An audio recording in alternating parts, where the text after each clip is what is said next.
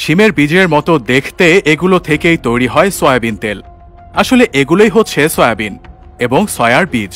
এই বীজ থেকেই একই সাথে তৈরি করা যায় সয়াবিন তেল, পুষ্টিকর সয়া মিল্ক এবং টোফু নামের সুস্বাদু এক খাবার। প্রথমেই আসি সয়াবিন তেলের কথায়, যা এশিয়া ও আমেরিকার অনেক পরিবারের রান্নায় সবচেয়ে বেশি ব্যবহার হওয়া তেল। বড় বড় ট্রাকে শুকনো সয়াবিন বহন করে নিয়ে আসা হয় কারখানায়।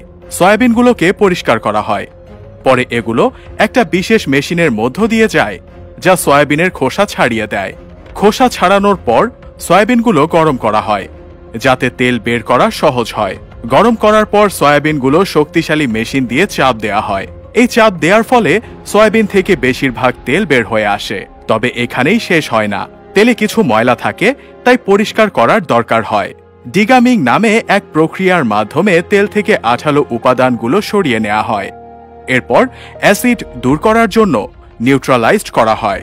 আর সবশেষে তেল পরিষ্কার, হালকা আর রান্নার জন্য উপযোগী করে তোলার জন্য ডিওডারাইজড প্রক্রিয়ার মধ্য দিয়ে নেওয়া হয়। সয়াবিনের শুকনো খোসাগুলো পশুর খাবার হিসেবে ব্যবহার করা হয়।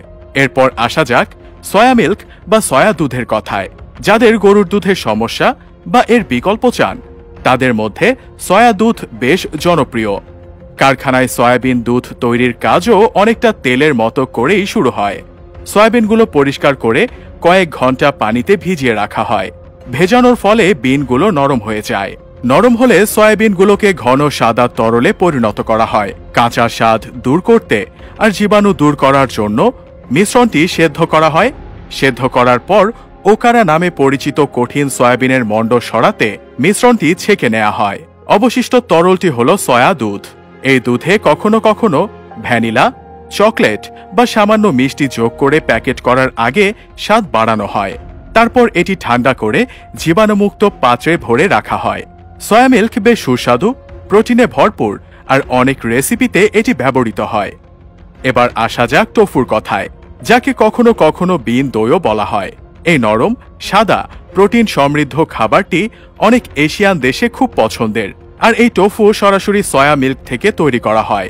সয়াবিন দুধ প্রস্তুত হয়ে গেলে কোয়াগুল্যান্ট নামে একটি উপাদান যোগ করা হয়। এই কোয়াগুল্যান্ট সয়াবিন দুধের প্রোটিনকে জমাট বাঁধতে আর নরম দলা তৈরি করতে সাহায্য করে। সয়া দুধ জমাট বাঁধতে শুরু করলে এটি কঠিন টোফু আর হুই নামক জলীয় তরলে আলাদা হতে শুরু করে। দইগুলো কাপড় দিয়ে ঢেকে আলতো করে তুলে নেওয়া হয়। তারপর অতিরিক্ত পানি সরাতে চাপ দেওয়া হয়। টোফু যত বেশি চাপ দেওয়া হয়, তত শক্ত হয়। সিল্কেন টোফু খুব কম চাপ দিয়ে বানানো হয় আর খুব নরম থাকে। অন্যদিকে শক্ত টোফু বানানোর জন্য বেশি চাপ দেওয়া হয়। টোফু প্রস্তুত হয়ে গেলে এটি ব্লকের মতো করে কাটা হয়, পানিতে ঠান্ডা করা হয়, তারপর প্যাকেট করা হয়। সয়াবিনের তেল, দুধ আর অবশিষ্ট কঠিন পদার্থ সবগুলোরই নিজস্ব ব্যবহার রয়েছে।